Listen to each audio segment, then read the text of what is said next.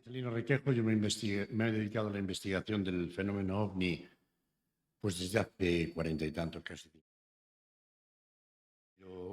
En los últimos años, dentro de la investigación del fenómeno OVNI, te encuentras con, sobre todo yo resido en Galicia, aunque soy de Zamora, desde hace muchos años resido en Galicia. Y en el fenómeno OVNI, dejándolo a un lado, te encuentras también con muchos testimonios de otro tipo de fenomenología que podría estar vinculada o no al fenómeno OVNI y muchos casos, sobre todo de augurios de muerte y cosas de ese tipo que están muy incrustados tanto en el norte de la península ibérica, pero sobre todo en Galicia, norte de Portugal y Asturias. Y las últimas conferencias o charlas que he dado, que no soy muy dado a dar conferencias, porque como le decía yo a Juanjo antes y ahora a Caravaca, soy más de charlas de café y de sobremesas, ¿no? Entonces, en el último libro, que es la segunda parte de Más allá de lo sobrenatural, no escribo sobre ovnis, pero solo un capítulo contiene 4 casos ovni que nadie conoce, ni siquiera los investigadores que están ahora aquí. Y son 4 casos de Galicia, y concretamente de la provincia de Lugo. Y lo sé, como digamos que estas conferencias versan sobre la temática OVNI, pues he elegido esos 4 casos para que todos ustedes los conozcan y saquen sus conclusiones. Traigo aquí los testimonios transcritos, porque nada mejor que escuchar lo que dice el testigo. Algunos han fallecido, de esos 4, y otros, pues como pueden comprender, pues no son personas que les guste hablar en público, que se sepa su nombre, ni lo que presenciaron, ni lo que vieron. Como por desgracia pasa en casi siempre en el fenómeno OVNI, los demás investigadores saben que es así. No me voy a entretener mucho y voy a empezar con el primer caso. Es el caso de Veiga de Forcás. Veiga de Forcás es una aldea muy pequeñita que está situada en el oriente de la provincia de Lugo. Tal es así que si ven esta fotografía que hay aquí, esto es el monte de Chao da Serra, en Veiga de Forcás. Detrás de ese monte comienza la provincia de León, pegadito a la falda del monte por el otro lado. Y aquí, en esta aldea, por si alguno de ustedes se apellida Armesto, es la cuna del apellido Armesto, de la hidalguía gallega, que luego se extendió por todo el mundo. En esta casa que ven aquí es lo que queda del siglo XVII de la familia de los Armesto, porque aquí don Juan de Armesto y Valcarce fue donde nació el famoso caballero de la Orden de Santiago, que luego emparentaría con los Montenegro y con los Quiroga. Y digo esto para situarse, de que esto es lo poco que queda de la casa-torre de los Armesto, para situar el caso OVNI que nos ocupa, que ocurre en 1977, en esta pequeña aldea de Veiga de Forcás. Bueno, vamos a ponerlo así. Nada mejor, la testigo vive, tiene 50 y algo años, y lo que me dijo cuando obtuve este testimonio en 2016 es que por favor que no dijese su nombre auténtico ni su domicilio. Ella tenía 8 años cuando ocurre lo que les voy a contar ahora. Y luego cada uno de los testimonios que saque lo que estime oportuno. Pero quien nos va a hablar ahora es Azucena, que es el nombre supuesto de esta persona, y tiene 8 años cuando esto sucede. Azucena nos cuenta lo siguiente. Nací en 1969 y lo que te voy a contar ocurrió en Veiga de Forcás en la primavera de 1977. No puedo recordar la fecha exacta porque ha pasado mucho tiempo y yo tenía solo 8 años. Fue a primera hora de la tarde, entre las 3 y las 4, y recuerdo que el cielo estaba limpio. Cuando terminamos de comer, mis padres se fueron a casa de unos vecinos. Esto es muy típico en estas aldeas de ir a hablar con los vecinos y dejar a la niña y no hay peligros de ningún tipo. Cuando terminamos de comer, mis padres fueron a casa de unos vecinos. Así que yo me quedé sola jugando con mis cosas en la terraza de la casa. Esta terraza tenía unas escaleras que daban al jardín. Como te digo, yo estaba entretenida con mis juegos y de repente empecé a escuchar un zumbido suave que venía de arriba. Levanté la cabeza y vi que se acercaba volando por el oeste un aparato redondo que hacía ese zumbido. Entonces corrí escaleras abajo y me puse en medio del jardín para verlo mejor, porque se había quedado quieto en el aire, balanceándose muy despacio entre la casa y el corral de las gallinas, muy cerca, a poca altura del suelo, como a unos 50 metros. Lo veía perfectamente, eran como dos platos unidos por el borde y tenía entre 50 y 80 metros de diámetro. Te estoy haciendo un cálculo bastante exacto porque lo comparo con el tamaño de la finca y el jardín. Era liso, de aspecto metálico y de color cobre. Yo le pedí que me hiciera un dibujo cuando estábamos hablando.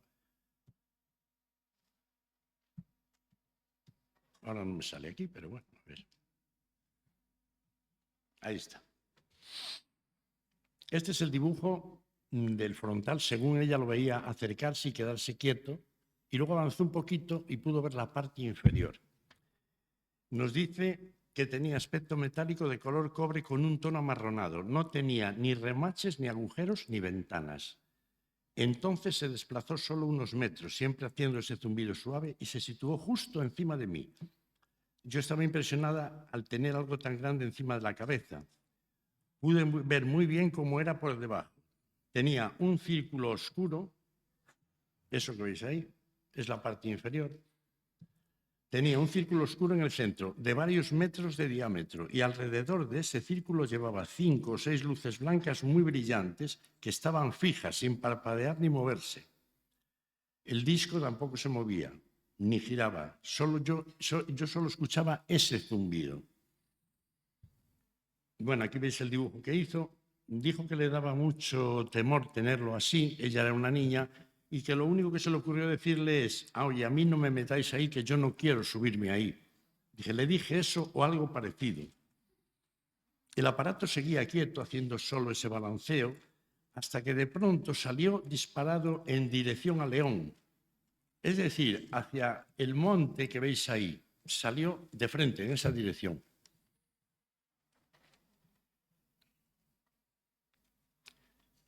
En menos de un segundo se perdió en dirección a León por encima del monte que se llama Chao da Serra, que es ese.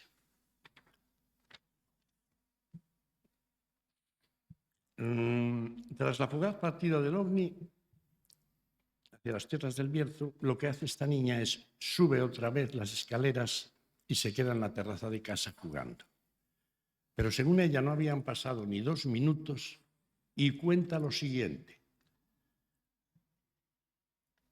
Desde que se fue el objeto, no habían pasado 2 minutos y escucho un fuerte estampido que me asustó muchísimo. Dejé los juguetes y me puse en pie mirando hacia el cielo y vi venir por el oeste un avión pequeño, rapidísimo, que hacía un ruido ensordecedor volando muy bajo. Empezó a dar una vuelta en círculo sobre el pueblo. En ese momento llegó detrás de él un segundo avión. Eran iguales. El primer avión, después de dar la vuelta por sobre el pueblo, se fue en dirección al norte, en dirección a la Sierra de los Ancares. Y es cierto, desde allí, si subes hacia el norte, entras en Pedrafita do Cebreiro y sigues a la Sierra de los Ancares. El segundo avión voló justo por encima de mi casa y se fue hacia el este, en la misma dirección que los montes de Chao da Serra, hacia la provincia de León, y por el mismo lugar por donde había marchado el disco unos minutos antes. Y me dice ella, es imposible que lo alcanzase. Recuerdo aquella escena como si fuera ahora mismo. El disco se alejó sin hacer ruido y a tal velocidad que prácticamente desapareció de mi vista en el acto. Fue como ver una traza. Ningún avión podría alcanzarlo. Bien, este es el suceso. Cuando se desclasifican los expedientes OVNI en el año 92, yo no veo, o no vi, Juanjo Benítez está aquí, también Guijarro, Caravaca. ¿Me puede decir alguien si en los expedientes desclasificados figura esto, el expediente que se abriese a consecuencia de que 2 aviones de combate sobrevolaran Veiga de Forcás en la primavera de 1977, a las 4 de la tarde, a pleno sol, persiguiendo a un disco de unos 80 metros de diámetro, que los dejó tirados como una colilla? ¿Dónde está ese expediente? Yo no lo conozco. Yo creo que nadie de los que estamos aquí sabe que ese expediente exista, porque solo hay dos posibilidades. Si no existe el expediente es porque los aviones de combate que sobrevolaron Veiga de Forcás, y esta niña no miente, porque no miente, esos aviones venían de un portaaviones en el Atlántico. Y entonces el informe lo tendrá el portaaviones. Pero si los aviones eran españoles, procedían de las bases de Zaragoza o de Torrejón, porque en Galicia no hay bases aéreas militares. Por tanto, la pregunta sigue siendo la misma. ¿Dónde está el expediente? ¿Dónde están las posibles filmaciones? Que es muy probable que las cámaras de esos dos aviones eran, en aquella época, del 77, eran los aviones Mirage y los Phantom, llevasen cámaras incorporadas y estuviesen grabando esta filmación a pleno día. Por eso cuando ahora nos dicen que están desclasificando en Estados Unidos lo que yo denomino, y creo que lo digo con lógica, calderilla, luces, no sé qué, no, usted hábleme de esto. Esto tiene que estar recogido, esto es de Galicia, del año 77. En fin, si algún día se desclasifican expedientes, el expediente de Veiga de Forcás debería salir a la luz con toda la documentación que lo acompañe, si es que hay filmaciones, fotografías, testimonios de los dos pilotos que perseguían a este disco esa tarde del 77 en el oriente de Lugo, en los límites con la provincia de León. Bueno, este era el primer caso, que yo sé que no es un caso conocido, porque este testigo nunca lo contó a nadie, y es más, ahora cuando me lo cuenta a mí, no quiere que se sepa su nombre, su dirección, todo. Queda en el anonimato. Lo que no queda en el anonimato y sale a la luz es lo que ella vio. Y vamos a pasar a un segundo expediente. Esto es el monte de Chao da Serra, por donde se perdió uno de los cazas siguiendo al ovni que iba en esa dirección. Repito, lo que hay ahí detrás es la provincia de León ya. Vamos a ver el expediente de Guntín. Guntín es una localidad que está situada a unos 25 kilómetros al sur de Lugo. Es paso de peregrinos.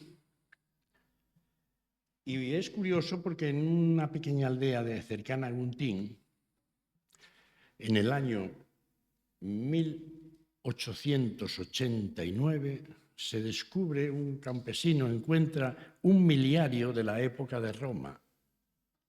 Y ese miliario está datado en el año 40 por la inscripción que tiene en latín. Estos son anécdotas que digo a nivel cultural, digamos. No vamos a hablar de un caso que ocurrió en Guntín. El miliario, con esa inscripción en latín, les voy a contar lo que ocurrió con él. Lo encuentra un campesino, se lo lleva a mí de 2,5 metros de altura y 180 centímetros de circunferencia. Es una columna grande. Servía para medir las distancias de Roma entre Lugo e Iria Flavia, que es Padrón. Bien, el campesino se lo lleva para sujetar una viga de sus cuadras y lo tiene allí un tiempo, hasta que se entera el cura, lo va a ver y se lo dice al vicepresidente de la Diputación. Y asómbrense ustedes, ¿dónde creen que fue a parar el miliario? Lo normal sería que estuviera en el Museo de Lugo. Pues no, señor. El vicepresidente de la Diputación de aquella época, de finales del siglo XIX, era muy amigo del obispo de Astorga. Y hete aquí que se lo regala al obispo de Astorga. Y esto que hay aquí es una copia que permanece en Guntín, idéntica, del mismo tamaño, con la misma inscripción, pero si alguien quiere ver el original tiene que ir a Astorga. Porque al parecer, según consta, se lo regaló para su colección particular. El miliario dice lo siguiente: Cayo César Augusto, bisnieto del divino Augusto, pontífice máximo, el mismo título que tiene el Papa, con triple potestad tribunicia, cónsul por tercera vez, padre de la patria. Era Calígula. Es en el año 40. Y este miliario estaba dedicado a Calígula. Es una joya y no está donde debe estar. Pero bueno, vamos a hablar de lo que nos concierne. Este caso me vino por un artista polifacético de Lugo que se llama José María Lujilde. Él tenía un amigo, José Quintana, y consigo entrevistarlo, en vista de lo que él me contaba, Lujilde. Entonces hablo con Quintana a solas y en vista, como digo, de lo que me está contando, le digo que quiero que esté presente su mujer para poder que me cuenten los dos porque iban los dos en el coche. Y me dijo que su mujer desde aquella fecha no había querido volver a recordar el incidente. Bien, esta es una, digamos, mejor fotografía de la copia del miliario de Lugo. Aquí tenemos a Quintana, José Quintana, la tarde que le entrevisté hace unos 8 años. Y ocurre, aquí sí que tenemos una fecha exacta de cuándo ocurre el incidente OVNI. A la 1 de la madrugada del 14 de septiembre de 1981, cuando regresaban de haber dejado a una sobrina en el aeropuerto de Santiago y regresaban a Lugo. Entonces no era la carretera que hay ahora, era una comarcal, la 547, y lo que les ocurre es en las inmediaciones de este lugar, de la aldea de Guntín.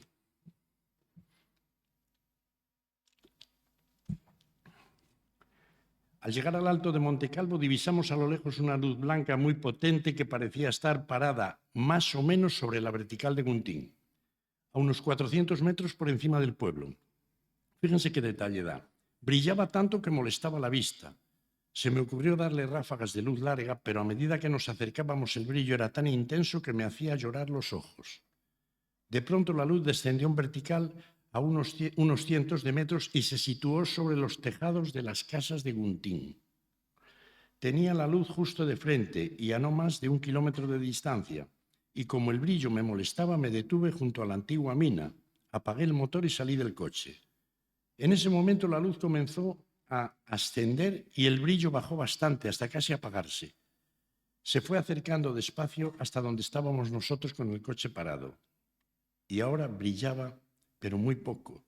Lo podía ver perfectamente. Era un objeto alargado con algo luminoso encima. Mi esposa también lo estaba viendo, pero ella tenía tanto miedo que no quiso bajarse del coche. Lo vimos tan de cerca que puedo hacerte un dibujo detallado. Y aquí lo tenéis que se lo tomó a pecho hasta que cogió una regla, cogió un compás y dibuja la parte inferior de aquel aparato que era esta. Dice que era circular con una cúpula luminosa y transparente en la parte de arriba y llegó a estar a unos 40 metros por encima del coche. Solo eso y casi detenido. Y aunque no se detuvo del todo, volaba tan despacio que a veces parecía que estaba parado en el aire sin hacer el más mínimo ruido. En la parte inferior, justo en el centro, que es lo que estamos viendo, tenía un círculo grande y muy oscuro y muchísimas luces pequeñas de varios colores situadas muy cerca del borde del disco. Aquel aparato era muy grande, medía entre 20 y 30 metros de diámetro, más o menos como la longitud de 2 autobuses de línea. Era de color marrón oscuro, al menos ese era el color que aparentaba porque había luna llena y se veía muy bien.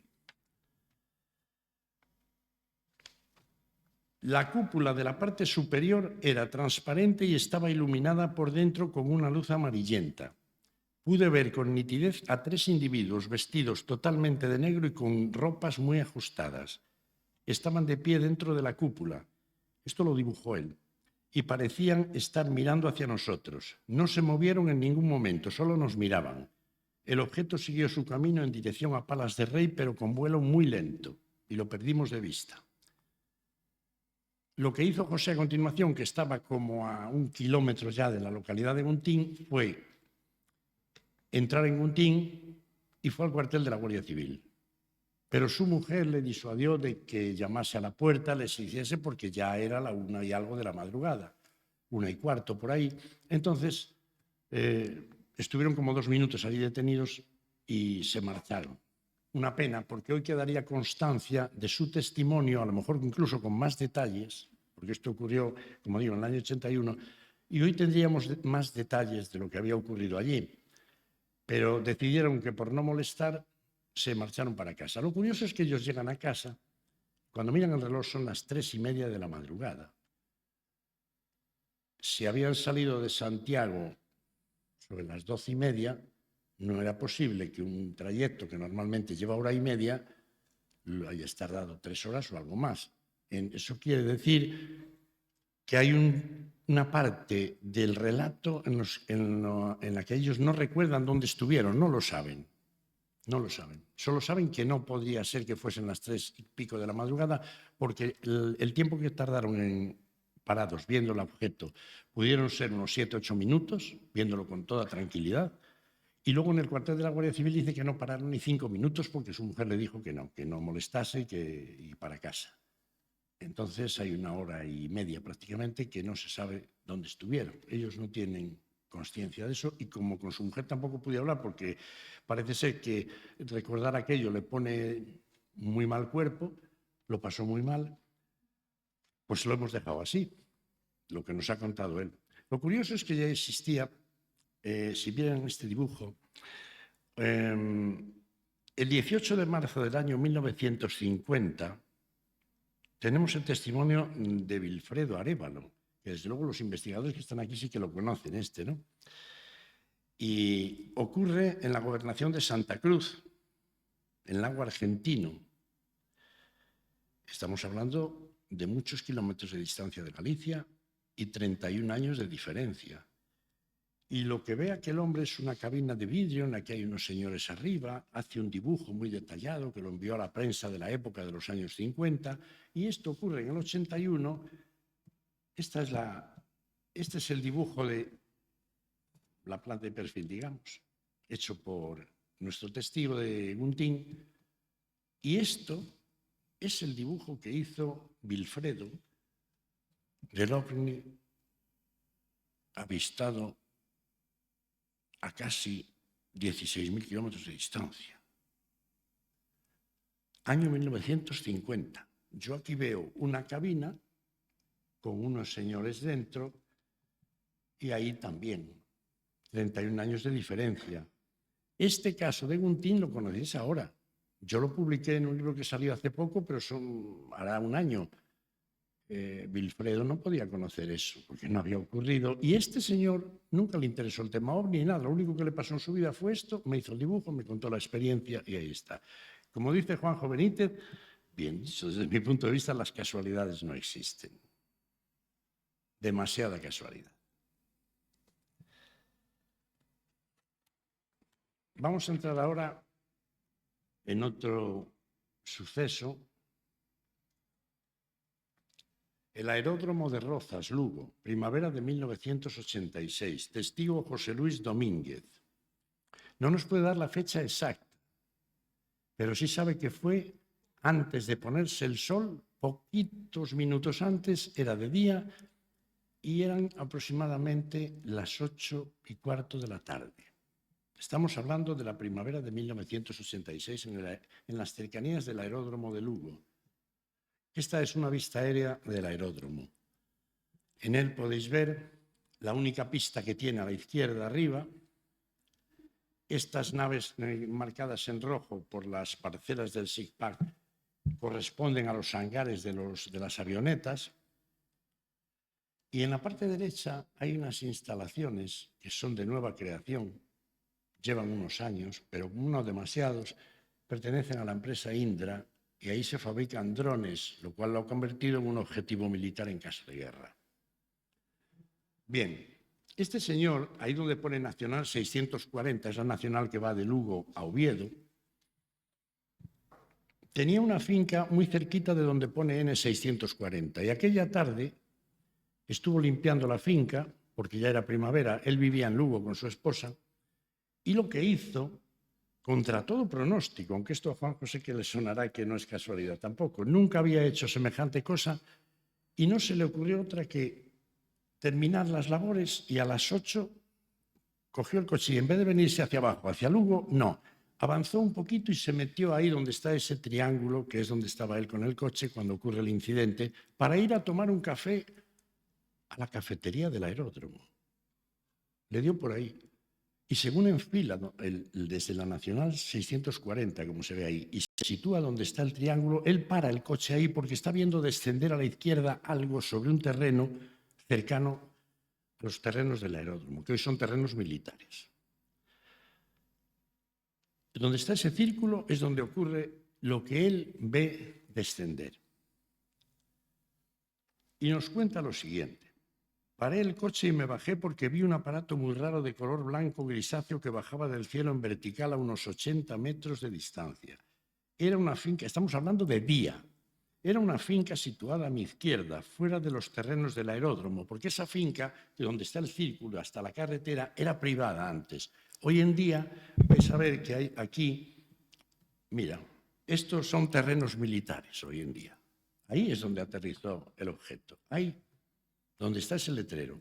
Y hoy son terrenos militares. En aquella época del año 86 no lo eran. Bien. Él lo que vio bajar dice, pensé que sería un helicóptero, pero no hacía ruido. Y cuando estaba a punto de posarse en el suelo vi que tenía forma circular, con muchas luces de color rojo fijas alrededor del objeto. Se quedó quieto en el aire, como a 2 metros sobre el suelo, con todas aquellas luces encendidas. Yo estaba de pie, fuera del coche, apoyado en la puerta sin quitarle ojo. Y describe lo siguiente. De pronto salieron 4 patas de la parte de abajo del aparato, estirándose cada una de ellas como las antenas telescópicas de los aparatos de radio. Esta es la comparación que me puso. Y cada pata terminaba en una plancha plana. Al momento se abrió una puerta por la parte delantera del aparato y comenzó a desplegarse una escalerilla estrecha hasta tocar el suelo. Ojo que este hombre me está contando esto con 85 años y me hace este dibujo.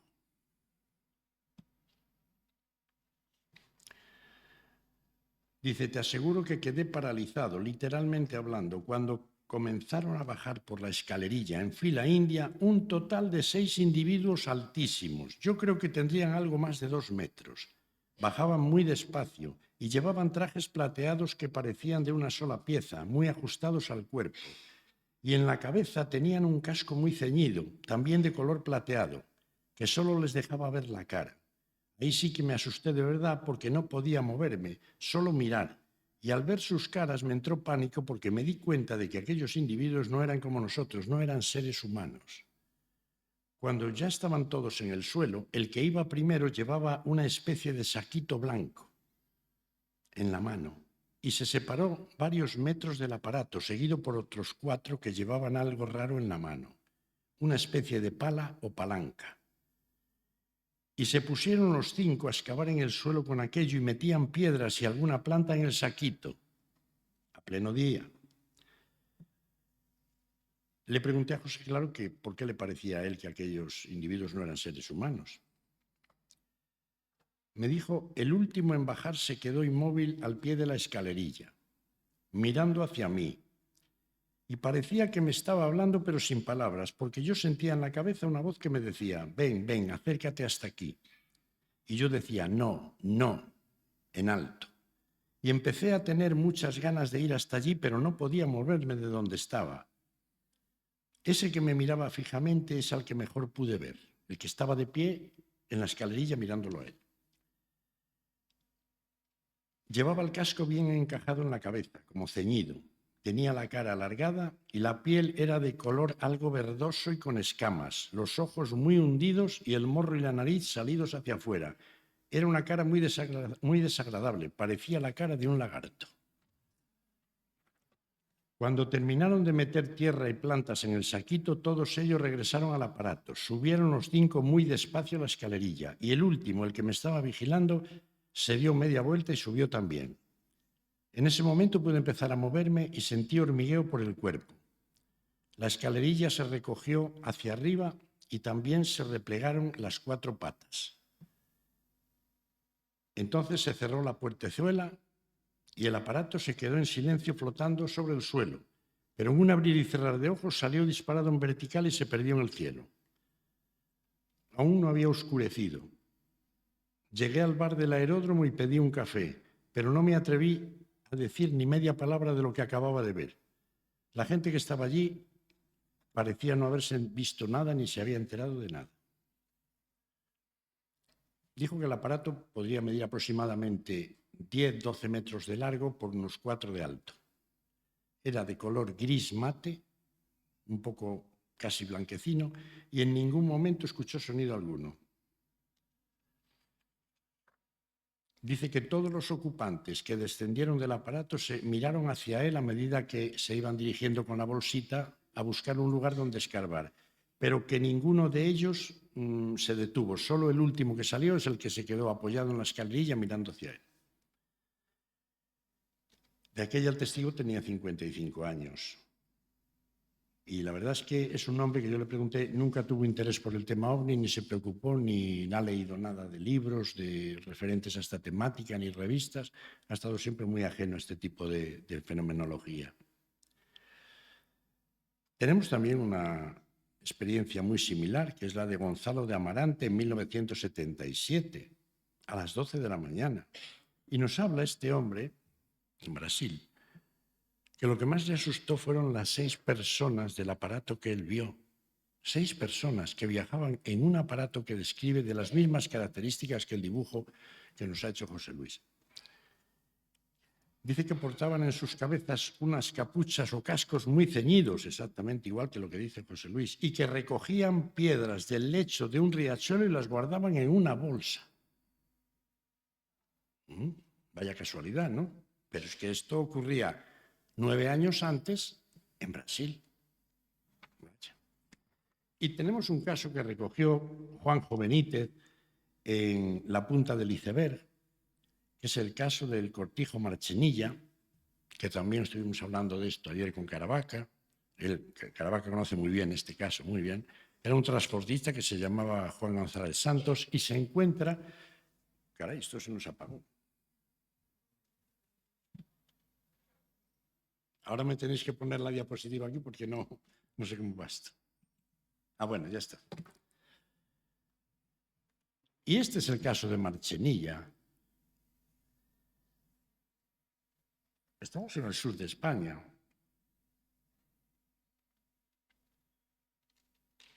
¿Y qué tenemos ahí? A mí me da la impresión de que están dibujando. Esto lo dibuja un señor de 85 años, pero esto lo dibuja el testigo, y este es el dibujo de Juanjo en el libro La Punta del Iceberg. Pero en este caso concreto, aunque se despliegan las patas telescópicas, igual exactamente que en el caso anterior, aunque se despliega la escalerilla, igual al final no baja nadie al suelo. Vuelven a replegarlo todo y se marchan. Pero los individuos estaban en las ventanas, unos moviéndose de un lado para otro y uno de ellos fijo mirando hacia el lugar donde se encontraba el testigo.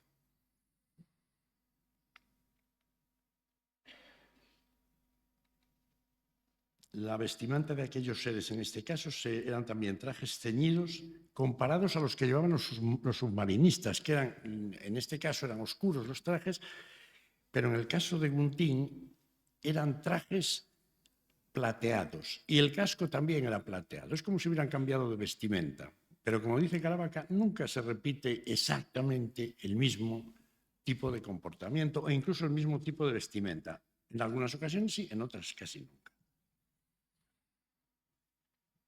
Ahí los tenéis los dos, más el que no tenemos, que es la descripción de Vilfredo, pero que describe con palabras un caso idéntico, un aparato de las mismas características.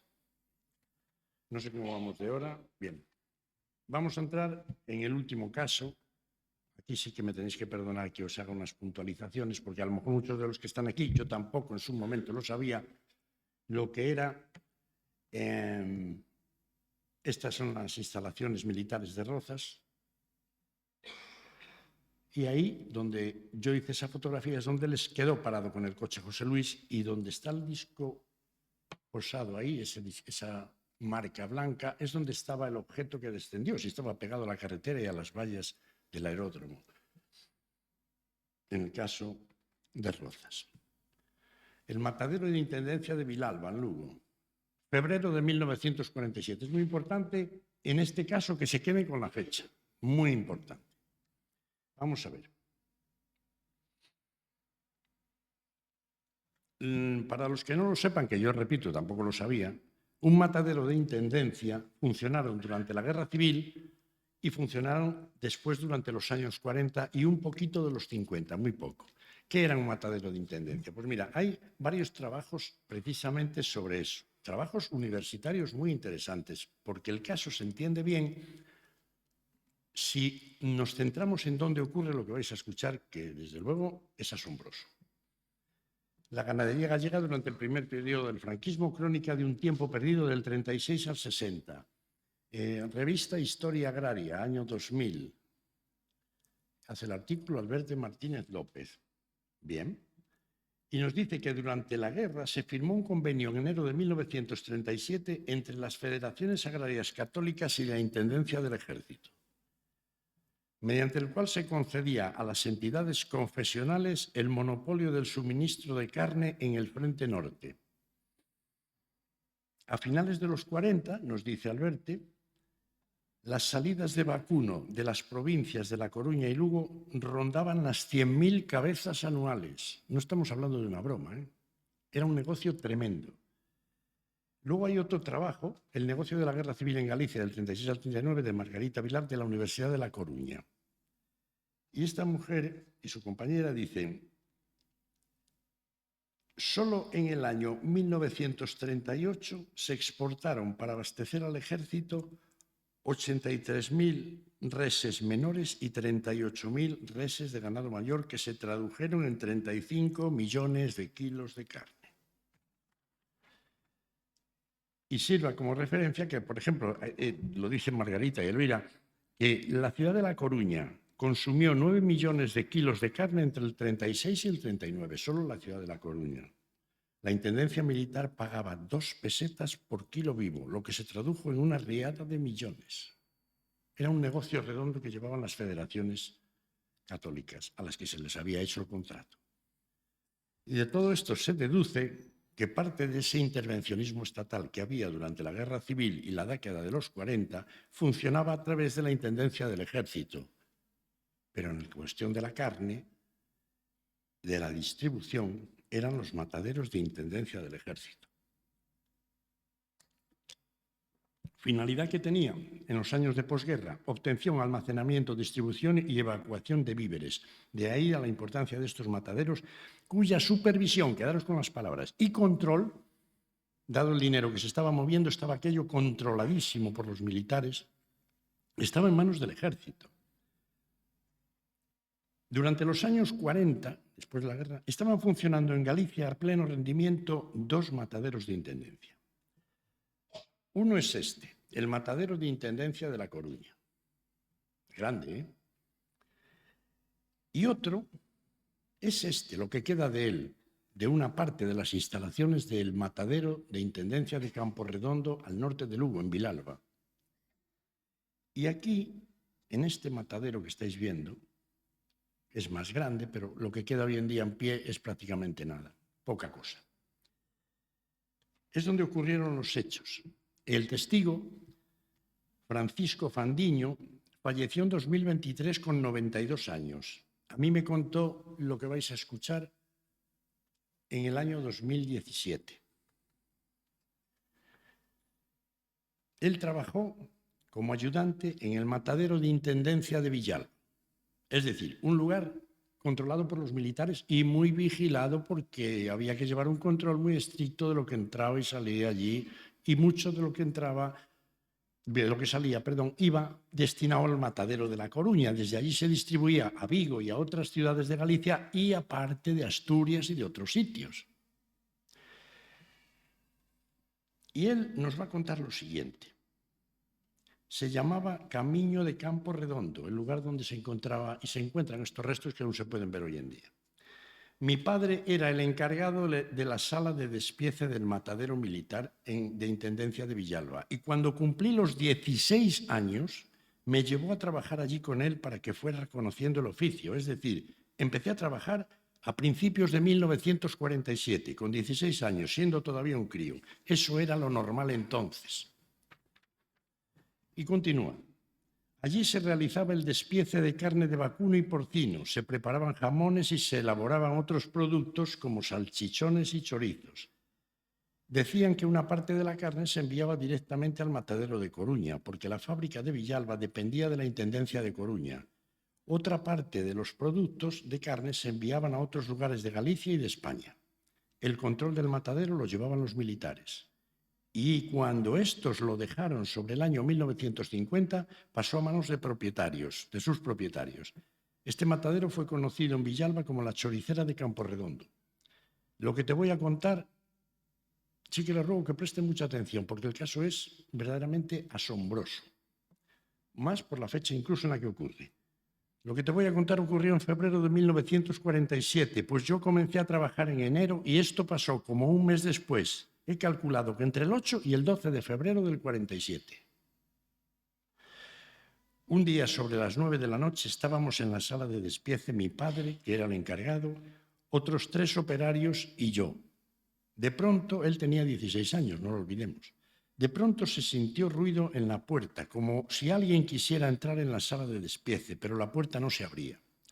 Mi padre decidió ir hacia allí para ver qué pasaba, y en ese momento la puerta se abrió sola y empezaron a entrar despacio, y uno detrás de otro, unos tipos pequeñitos, de cabezas grandes, como si fueran enanos. Serían 6 o 7, no sé, no los conté.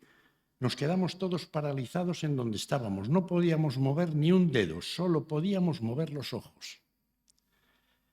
Los enanos aquellos primero anduvieron husmeando por las despensas y por las mesas donde había piezas de carne, y después empezaron a coger la mercancía de toda clase: chorizos, salchichones, costillares enteros de ternera, jamones. Lo cargaron todo al hombro como si no pesara. Se fueron hacia la puerta y salieron de la sala en fila india, tal y como habían entrado. Cuando salió el último, la puerta de la sala de despiece se cerró sola. En ese momento ya empezamos a poder movernos, pero estábamos como aturdidos, sin saber qué hacer. Y pasados unos minutos, mi padre fue a dar parte de lo ocurrido.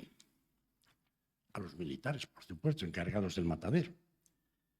Dijo a continuación: se lió una buena. A la mañana siguiente vinieron militares de Intendencia de Coruña y nos dijeron que quedaba terminantemente prohibido hablar con nadie de lo que había sucedido. Revisaron las despensas y quedaron asombrados. Todo el producto estaba podrido. Mandaron enterrarlo inmediatamente. Lo que pasó no se podía creer. En pocas horas se había podrido toda la mercancía de las despensas donde entraron los enanitos aquellos. Hubo que enterrar toda la mercancía que no se llevaron. Sin embargo, había cerdos vivos en otra estancia fuera del matadero, pero a esos no les pasó nada y estaban todos bien. Yo le pedí a Francisco que hiciera un poco de memoria, porque claro, habían pasado 71 años. Entonces le dije que hiciera un poco de memoria sobre cómo iban o eran esos seres, ¿no?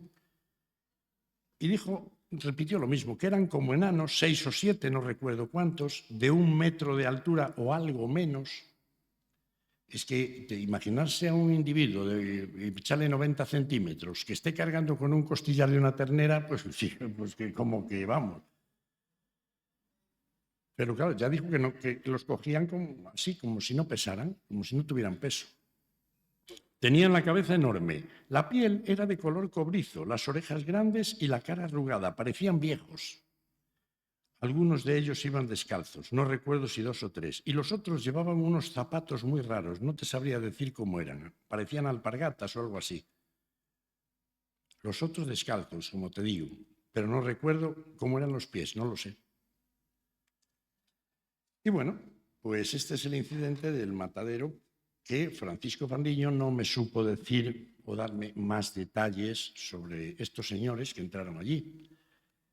Lo que sí os decía al principio era que había que tener en cuenta la fecha en la que se produce. Cuando se produce este incidente, ni existen a nivel mundial ovnis, ni se habla de humanoides, porque todavía no había ocurrido, hasta dentro de 5 meses después, el caso Roswell en Estados Unidos, el tan famoso caso Roswell.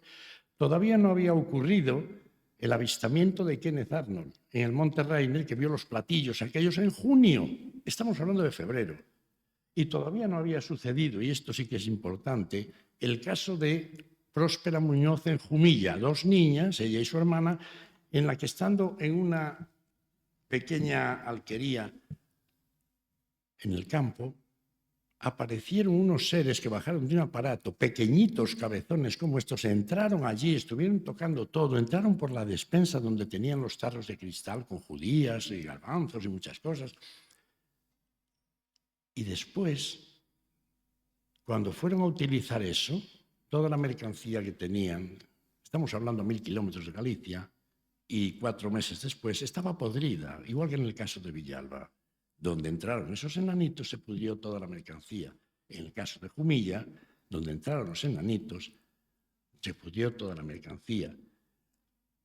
Francisco nos dice que en el caso de Villalba, esta es otra vista del matadero, parecían viejos, tenían las caras arrugadas. Uno de los que entró la segunda vez acompañando a otros 2 en Jumilla, al día siguiente, que visitan por segunda vez la estancia donde estaban las niñas, según la descripción de Próspera Muñoz, parecía un viejo, tenía la cara arrugada. Es que está haciendo la misma descripción que este caso, sin conocerse uno del otro. Este caso que les estoy contando ahora del matadero de Intendencia de Villalba no se sale a la luz hasta que yo lo publico el año pasado. El de Próspera Muñoz ocurre en 1947, pero en junio. Este es anterior, este es del mes de febrero. Y nos está hablando de unos humanoides que se llevan carne de un matadero fuertemente vigilado porque era un matadero militar. Entonces creo que cada uno debe sacar sus conclusiones. Y esto es la fábrica, o digamos la nave de curtido de pieles, lo que queda de ella, ¿no? Estaba enfrente del matadero y se utilizaban las pieles para curtir de los animales que se sacrificaban en el matadero.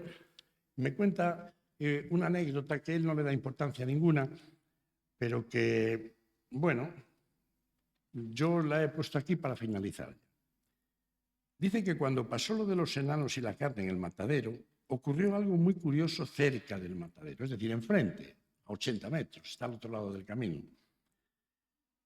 Dice, allí estaba la nave de curtido de pieles. El dueño era un tal Penelas, y recuerdo que tenía un carruaje muy bonito tirado por caballos. Parecía de esos carruajes andaluces. Dice, en aquellos días Penelas nos contó, debió ser a su padre, a él y a otra gente del matadero, que los caballos le quedaron paralizados en medio de la carretera cerca de Villalba y no querían o no podían avanzar, porque se habían quedado, según avanzaban, igual que el perro, en la posición en la que iban caminando, como si fueran de yeso. Dice que Penelas estaba seguro de que había algo en medio de la carretera, que lo estaban viendo los animales, pero que él no lo podía ver. Y les estaba afectando a los animales de tal manera que quedaron en la posición según caminaban como si fueran de yeso. Y esto ocurrió en los días siguientes, 3, 4 días después del incidente del matadero. Y bueno, lo he reflejado aquí como él lo contaba como algo curioso, pero a mí me pareció muy extraño porque aparecer un objeto determinado y quedarse el personal paralizado, como incluso se quedaron ellos en el matadero, o los caballos de este carruaje, me parece muy significativo. Es decir, algo había por allí. Porque él remata en una frase y no me quiso dar más datos. Y dice, desde luego por aquellas fechas pasaron cosas muy raras, tanto en el matadero como en la cercana nave de curtidos, en esta. Bien, hemos contado y hablado del caso de Próspera Muñoz, pero hay un detalle que sí quiero comentarles. Este hombre con sus 16 años, quedó tan traumatizado con lo de los enanitos aquellos del matadero. Fíjate, me dice textualmente, fíjate qué miedo pasé cuando vi a esos enanos en el matadero, que muchos años después, un día que me dio por ir al circo, lo pasé fatal y me tuve que marchar cuando salieron a actuar los enanos. Es decir, es alucinante porque dice que le recordaba a aquellos seres que él quedó completamente paralizado, inutilizado, igual que los 3 operarios que estaban allí y su padre. Nadie se podía mover, solo los ojos. Y a él esa sensación y ver a aquellos seres que no había visto nunca, ni nunca vio algo después, nada semejante, le produjo tal trauma que no podía ver actuar a los enanos en el circo. Y bueno, hasta aquí hemos llegado. Habría muchas más cosas que hablar de otros casos, mucho más fuertes incluso, pero este me parece muy relevante por el hecho de que ocurre antes de la era OVNI, antes de la era de los humanoides, y ocurre en España, ocurre en Galicia. Está aquí, muy cerca de Oviedo, en el matadero militar del Ejército de Intendencia en Villalba. Y bueno, hasta aquí hemos llegado.